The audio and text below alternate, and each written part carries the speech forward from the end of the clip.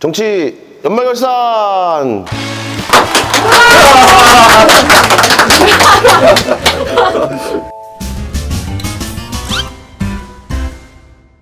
2022년 정치권에서 핫했던 법안 탑4.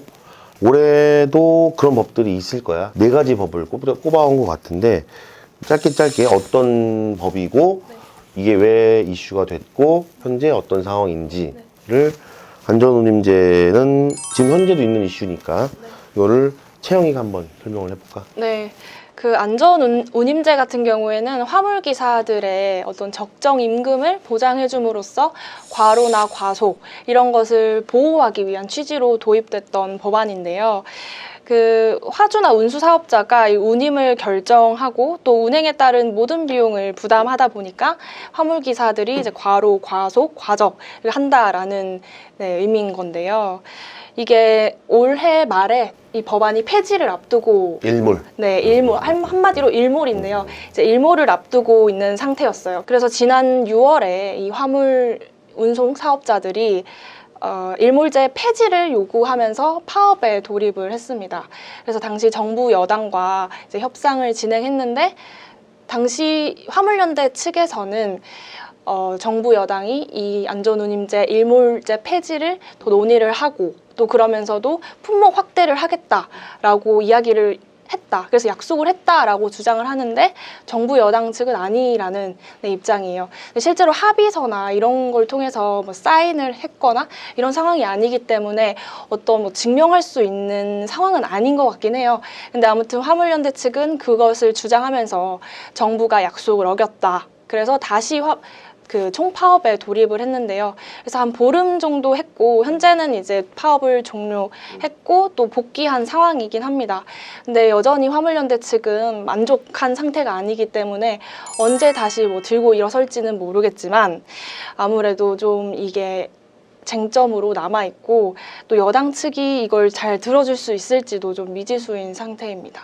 안전운임제가 현재 그래서 화물연대 측에서 얻어낸 성과가 있었나? 사실 큰 성과라고 하기에는 없다고 보는 게 맞을 것 같은데요.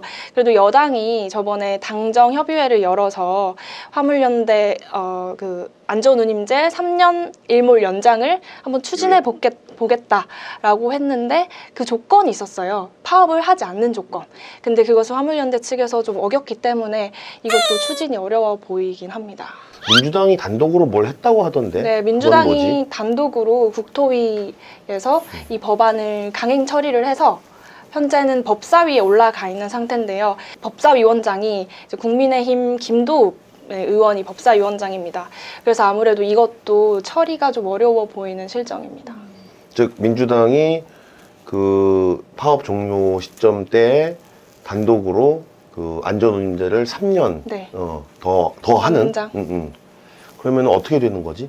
아무래도 법사위에서 계류된 상태에서 끝날 것 같은데요. 왜냐하면 국민의힘 의원들 같은 경우에는 이게 그 국토위에서 야당 의원들이 단독으로 처리한 사안이기 때문에 이것을 합의에 의해서 한 게 아니어서 좀 받아들이기 어렵다고 주장을 할 것이고 또 법사위원장 역시 그러면은 우리가 좀 다시 숙고를 해봐야지 않겠나 하는 반응을 보일 것이고 그러면 아무래도 이 법안이 본회의까지 상정되기는 어려워 보입니다. 네, 그래서 현재는 이제 원점에서 다시 검토하자라고 여당 주장하고 있거든요. 그래서 원점에서 다시 검토하자라는 말은 결국엔 이 법안이 왜 필요한지부터 다시 따져보자라는 이야기이기 때문에 좀 이 법안이 일몰 연장이 될 가능성은 좀 현저히 낮아 보입니다. 올해 연말까지 이 법에 대해서 어떤 최종적인 개정을 하지 않으면 네. 그냥 자동 폐지라는 자동 거지? 폐지가 됩니다. 네. 알겠습니다. 두 번째는 납품단가 연동제. 네. 그다음 납품단가 연동제 같은 경우에는 현재는 이제 본회의를 통과를 했고 시행이 6개월 뒤에 될 예정입니다. 이 법안의 경우에는 이 원자재 가격이 상승한 것을 납품 단가에 반영한다라는 게 이제 법안의 골자인데요. 그 아무래도 하도급 계약 중에 원자재 가격이 오르는데 이것을 하청업체가 원청업체인 즉 대기업에 이것을 반영하지 못하면 하청업체의 경우에는 계속해서 손해를 본다라는 거죠. 이 원자재 가격은 오르는데 이것을 단가에 반영하지 못하니까요. 그래서 이 법안의 경우에는 여야가 좀 같이 공감을 했던 법이고요. 처음에는 쉽진 않았어요. 이제 국회 민생특위에서 계속 여야가 좀 합의되는 부분이 없어서 좀 계류가 된 상태였는데, 계류라는 말은 이렇게 처리가 잘 되지 않는 상태였는데, 이게 어떻게 해서 국회 산자위라고 산중위라는 그 상임위에서 여야가 이제 극적으로 합의를 해서 본회의 상정해서 또 통과가 된 상태입니다. 이게 아무래도 중소기업계가 정말 바랐던 법안이에요. 한마디로 수건 사업인데 이것이 이루어지면서 또 중소기업계 같은 경우에는 또 환영하고 있는 상황이라고 합니다. 납품단가 연동제를 그러니까 좀 쉽게 설명을 하면 결국 고무줄을 만드는 회사가 어디다가 납품을 하는데 고무 가격이 오르면 고무 가격이 오른 만큼 단가가 자동으로 올라가는 거야?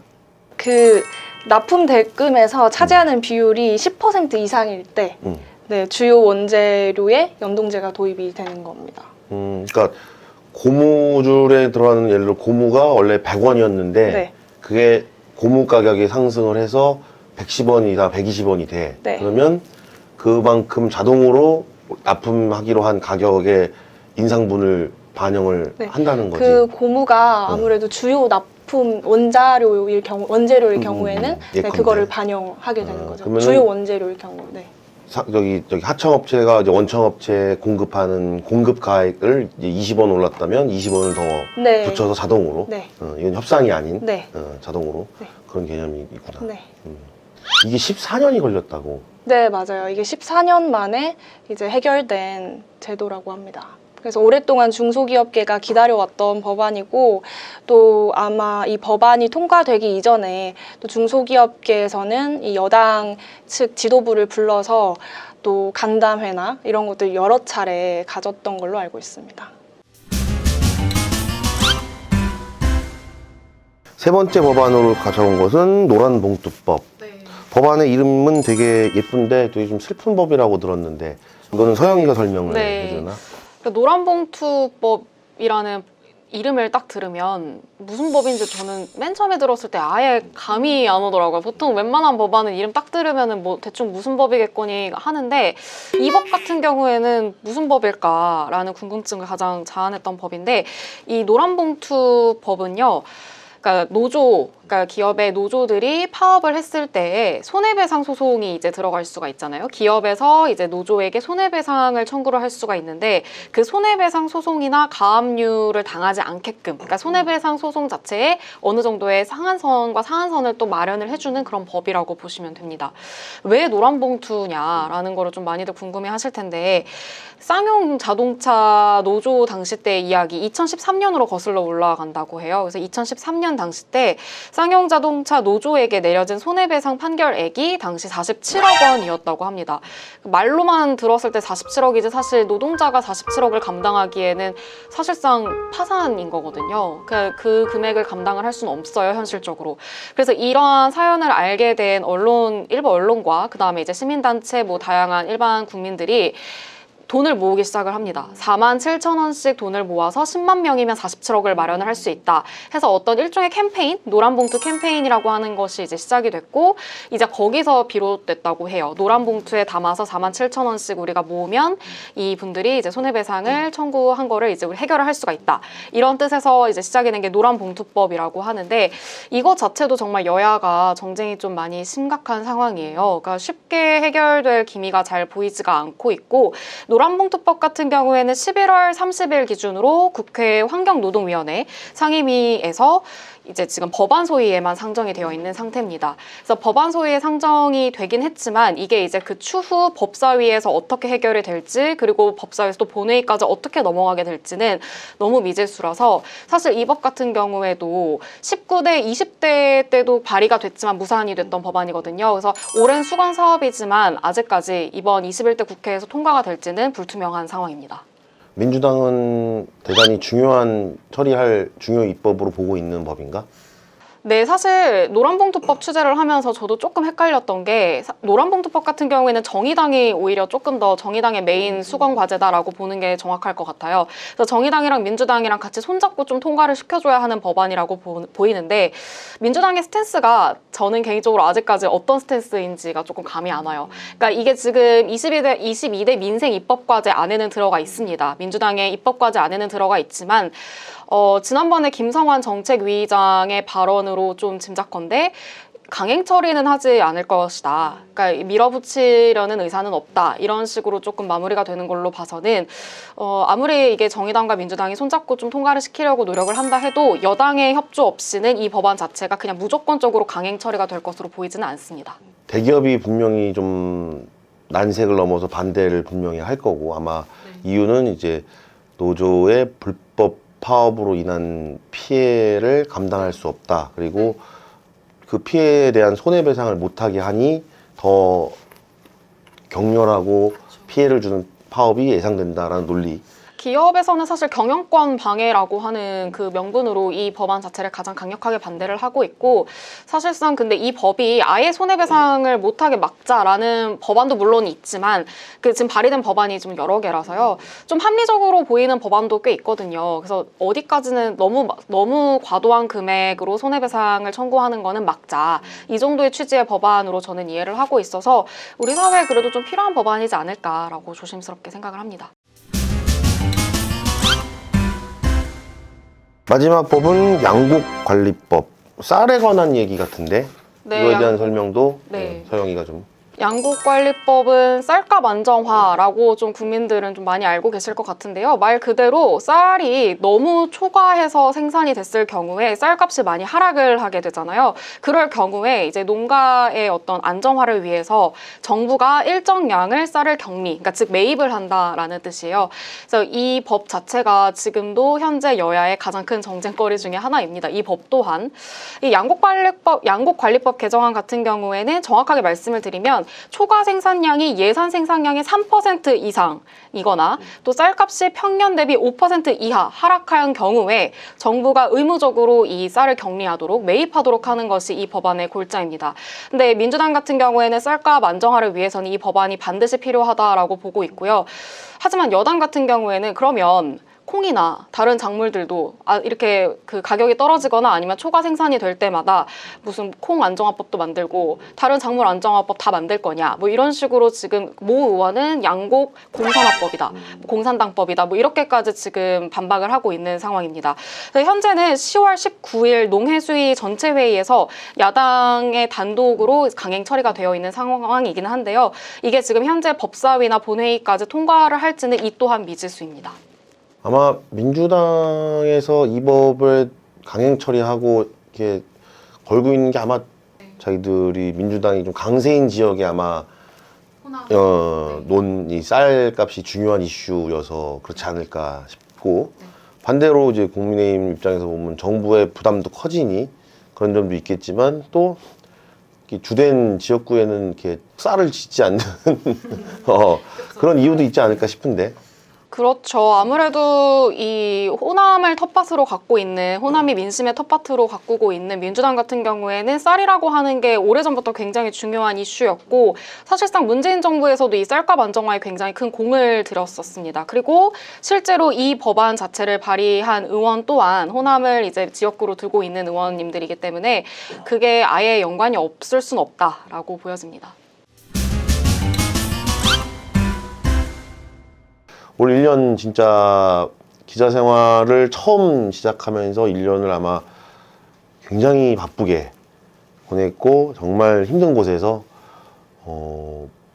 버텼다고 생각을 하는데 정말 그래서 팀장으로서도 늘 감사한 마음이고 그만큼 빠르게 성장. 야 선배? 마무리할 때 되니까 갑자기 훈훈하네. 네. 마지막에 소회를 간단하게 말하고 정리를 하는 것으로. 정말 많이 구르고 비바람, 눈바람 맞으면서 정말 열심히 고생했고 제 자신에게 편지 써도 돼요? 서영아 1년 동안 진짜 서영아 1년 동안 진짜 고생 많았고 아스팔트 바닥에서 정말 엉덩이 시려오는데 진짜 고생 많았고 내년도 조금 더 고생하자. 그리고 내년에 술 좀 줄이자. 그리고 국회 사랑합니다. 이게 뭐야? 이게 뭐야 진짜. 수영이도. 저는 이 국회 연말정산이 곧 제 연말정산 같더라고요. 네, 그래서 그동안 뭐 대선 현장이나 뭐 지방선거나 이런 사진들을 보다 보니까 정말 추억에 잠겼어요. 기사도 읽으면서 그래 이랬었지. 특히 국민의힘이 그 비대위 체제 전환 과정을 거치면서 저 역시도 이걸 어떻게 쉽게 전해야 하는가 정말 많은 고민을 했었거든요. 그러다 보니 그 3개월이 진짜 쏜살같이 지나갔고 그때 기억들이 너무 좀 물밀듯이 이렇게 밀려와서 추억에 잠기게 되더라고요. 그래서 그래도 올 한 해 이렇게 잘 버텼구나. 예, 국회에서 뭐 많이 배웠고 또 성장을 했구나. 또 좋은 동료 그리고 선배분들 아래에서 그쵸? 네. 준비된 멘트 전혀. 네. 저의 진심, 네. 저의 사심을 듬뿍 담아서 정말 많이 배웠다고 생각을 하고 또 내년 한 해도 또 기다리고 있으니까 더 열심히 해야겠다. 네, 이런 생각 듭니다. 알겠습니다. 마지막 멘트는 할 건 없고 지금 이걸 찍고 있는 이 환경인데 이게 사실 올해 국회 큰일이 다 끝났으면 좋았을 걸 여전히 우리는 예산안을 들어가야 됩니다. 저희는 오늘은 여기까지 해서 말씀을 듣는 걸로 하겠습니다. 감사합니다.